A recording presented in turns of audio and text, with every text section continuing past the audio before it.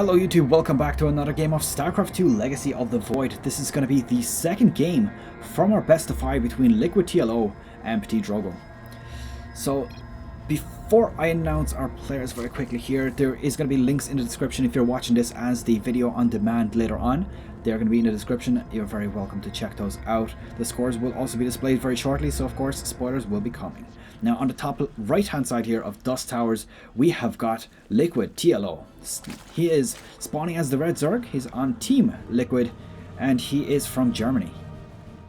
His opponent, PtitDrogo, who is the Blue Protoss, spawning as the Blue Protoss, which is a bit obvious, I just said it. And he's from Team mYinsanity and he's from France. So let's see how this one plays out. Scores about to be displayed on screen. So of course spoilers are coming, and there they go.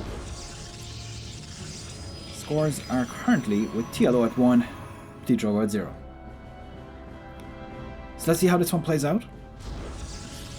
Hopefully we'll get another exciting game like in the previous one, where essentially PtitDrogo shut down the main and a gold expansion for TLO. He shut it down so well with just a few adepts, but then TLO just continuously pumping out roaches and ravagers into his opponent's base, and he just shut him down completely. There was no army supply for PtitDrogo, and he just could not keep up with his units no matter what.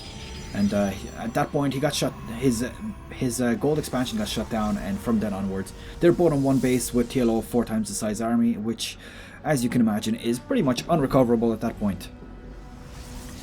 So let's see, looks like we've got a double expansion for TLO. It's about to be complete on one side and the other one just about to be halfway.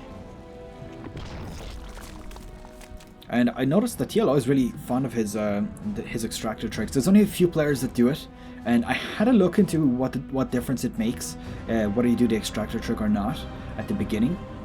And I think that every time you do it, it gives you something between 10 and 15 minerals bonus to your total mining time once the actual mining catches up to where it would have been if you didn't have the extra worker that you're about to build.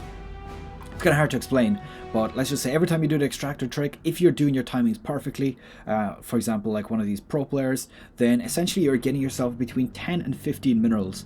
And I've seen players do it about 3-4 times during the start of a game, which, you know, it can be quite effective. I mean, think about it. That is an extra probe or an extra Zergling batch that you can get out, which at this level of play can, you know, make quite a big difference when taking on a pro player. So it looks like TLO bringing out 6 Zerglings. At this point he definitely wants to get as many Zerglings as possible, because since he went for such a risky beginning, is he going to go for... oh no, he's actually gotten enough supply here, so that would make no sense. Just double gas coming out. So as I was saying, if you're starting off with such a risky beginning, then you have to bring out a few attacking units. Otherwise, you know, something like just 2 adepts here could cause quite severe damage. Let's see, moving him straight into the natural base here. Zerglings are in place. These adepts are going to be in a little bit of trouble. Backing them into a corner, but are they going to get taken out? This one is going to get very close. Nope. Kills it off, and very good play here from TLO, surrounding those and preventing any sort of significant damage to be done. So he killed off 5 Zerglings, which is not a big number whatsoever. Looks like PtitDrogo going for his 3rd expansion as well. So that is quite good. Obviously recognizing that TLO has gone for the 3rd base, as a Protoss player, it's exactly the opposite of what Zerg players do. As I always say, Zerg players want to be at least 1 base ahead at all times to their opponent, but Protoss is the opposite. They want to stay on even, or of course, ahead is kind of a unrealistic situation, but you know, they want to be at least even on the bases.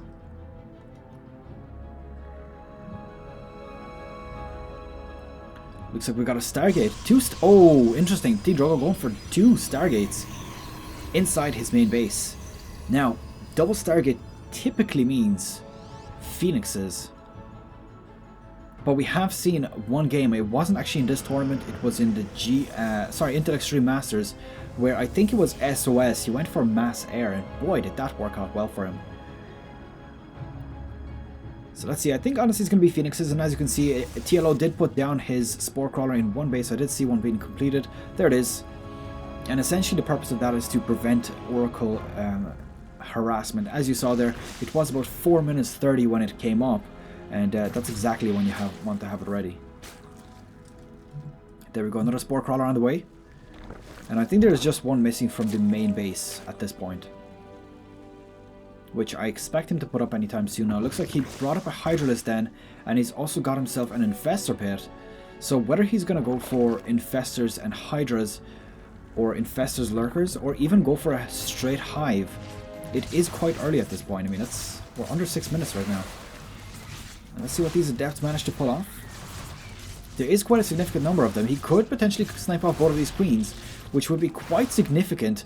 3 more Queens coming down. It's going to be 4 Queens and a bunch of Zerglings. Is it going to be enough? That is going to be the question. Or is there going to be significant damage? Psionic Transfer about to complete. And there we go, moving straight into the top right-hand side base, which is of course the natural. Bringing his drones to the corners. Gonna start attacking. They're like, yo, get the hell out of my hive. This is my home, and you are not welcome. Bringing him away into the main base. Still inside here. And I think that the amount of damage he's done has not been significant at this point, but now that he's getting free attacking time here, finally starting to pay those off. So taking out 8 drones, and honestly I think that if you trade 8 Adepts for 8 drones, despite the fact that the Adepts cost, if I remember right, 125 minerals and 25 gas or something like that, I think that 8 drones is definitely a worthy trade, because at least you did not waste it on nothing. Not to forget, of course, that he did take out, I believe, 2 Queens with him as well, which we can actually check. No, 1 Queen. Phoenix is starting to do a bit of work, killing off Overlords. Are they going to lift some Queens up? Going to be a bit of a risky move. Doesn't want to lose any of these Phoenixes, of course. What's going on here? Looks like just a borrowed Zergling. Wants to prevent those expansions any further. Going for his fort. Doesn't look like Pathogen Glands are about to complete, so that means Infestors, of course. Let's see what's going on here. Now, taking out all of these Overlords, this is so good right now. I mean, he's managed to supply block TLO. TLO is going to be forced to waste a lot of minerals on those Overlords now. And he has killed off quite a significant amount now. 8 in total have been destroyed. Now, I don't know whether that was all Phoenixes, but could have also been 1 inside his main base, but definitely good so far.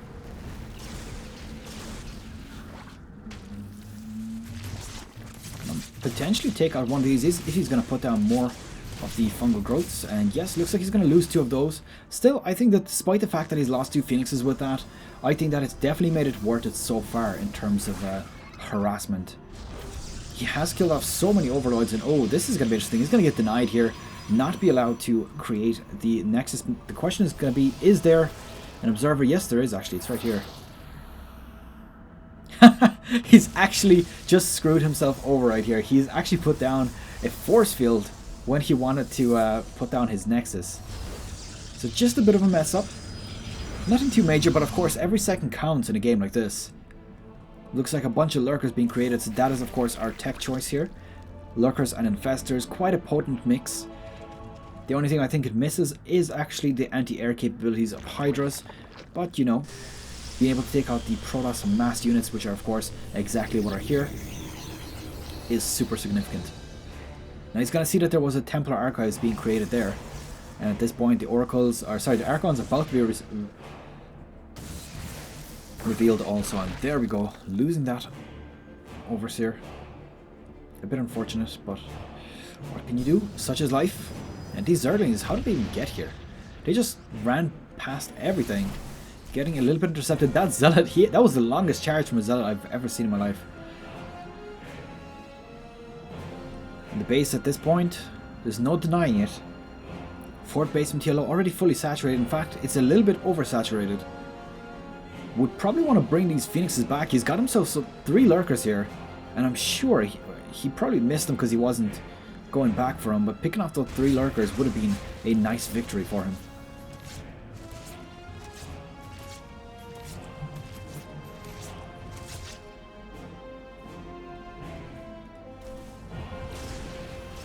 Let's see what's going on. Looks like 88 to 85 supply. Finally picking off those lurkers. Very good pick off here. All of the reinforcing units are coming in here. Ooh, nice fungal growth going down on so many units there. About 9 or 10 being hit there. And that poor zealot not being controlled. Moved off to his death. And looks like the response from PtitDrogo. Tempests. So let's see. Ooh, interesting enough. Neural Parasite. This is an upgrade you definitely do not see very often. Probably because, one, you have to research it, and two, it's so expensive to get. You already have to, you know, to commit an upgrade into getting the Infestus, and that is of course the Pathogen Gland upgrade, but getting this as well, it's just, it makes very little sense often to actually get it. Now, I assume that he realized that there is Tempest on the way. He did scout out something here earlier, but does he know about this specifically or not? Because neural parasiting a Tempest might make sense if he can get it in the back, but at the same time it's going to be pretty difficult to get to them. On the other hand, he might just neural parasite either the Archon or the Immortal, which would also, you know, similarly make sense. I think Archon more so. And there we go, Lurker's going down. We do have a lot of Infestor energy here, so definitely going to be able to get quite a few.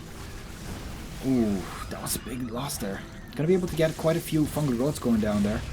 But he took out a lot of those High Templars there. That was quite significant. Now there is something going on, I don't know where though. Oh, it's actually inside his base. I didn't realize they could fire this far. There we go, the infestation's going down. He's actually using it on Archons and the Tempest, so that's quite nice, forcing PtitDrogo's army back, and 7 probes have been taken out so far. The Lurker's still being quite problematic here. And is there going to be more infested? No, there's actually no infestation going down anymore. At this point, does look like the Tempests are helping to clean this up. Army supply still quite even here. So no player has gotten the huge advantage. TLO is bringing himself out a few Ultralisks. Does have Chitinous Plating on the way. And is it going to be out on time? His army supply is actually bigger once these Ultras come out. So the question is really going to be, is he going to be able to survive until that point? Because of course, that is going to be all that matters.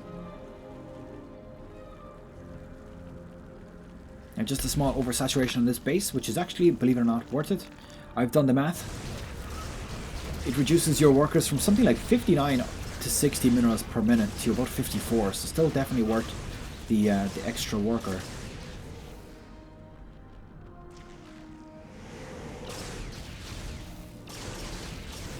These overlords getting taken out. Zerli is running by. Gonna lose all of those, of course. Not going to be a whole lot you can do with those. And there we go, the Ultras are now on the field. Let's have a quick look at the upgrades tab. Looks like we've got 2-2. And the Chitinous Plating is about to complete. Now there's low level 3 yet, but that is not as significant as Chitinous Plating. Oh my god, huge damage going down onto that Overseer, just splattering all over the floor. The poor little thing. And there we go, this Ultra is going to get taken out very, very quickly here. Good pick off. Storms going down as well. All of these Hydra is so vulnerable to storms. And this is an absolute cleanup here. PtitDrogo managing to come back in this game.